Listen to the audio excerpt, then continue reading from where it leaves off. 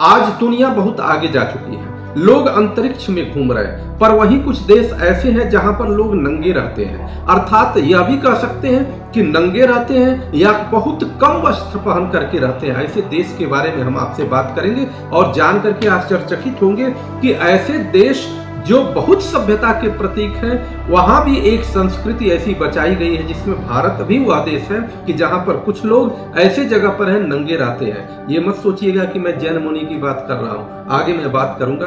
जय हिंद साथियों, मैं आपका साथी रघुवंश, केंद्रीय संयोजक विश्व का सबसे लंबा तिरंगा समिति। मित्रों, सबसे पहले हम बात करते हैं नाइजीरिया की। वहां कोमा समुदाय के लोग हैं जो नंगे रहते हैं। अर्थात नंगे रहने का अर्थ यह है कि या तो बहुत कम वस्त्र पहनते हैं या नंगे रहते हैं। उनकी संस्कृति है, वह एक जनजातीय समुदाय है जो अपने संस्कृति को, सभ्यता को बचाए हुए है। और वहीं नाइजीरिया में कोम्बारी एक समुदाय है कि वह भी नंगे ही रहते हैं और इसी प्रकार से रहते हैं और दुनिया के सामने वह आते नहीं है। वो अपना काम करते हैं और अपने काम से मतलब रखते हैं। इस संस्कृति को समझना है कि नंगा शब्द का उपयोग भी थोड़ा अच्छा नहीं लगता।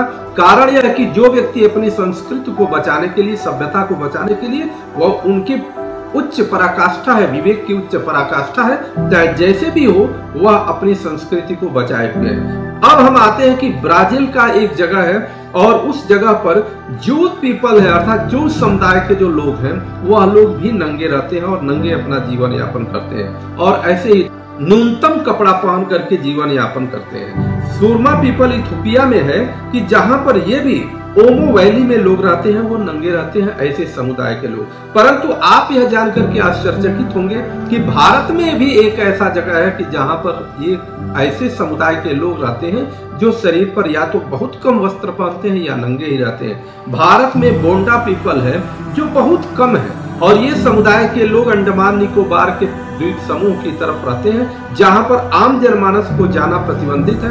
आम जनमानस वहां जा नहीं सकता, या इतिहासकार या कोई ऐसा व्यक्ति है जो इस पर रिसर्च कर रहा है, अगर वो जाना चाहता है तो वह भी पूरी सूचना के साथ प्रशासन को सूचना देगा।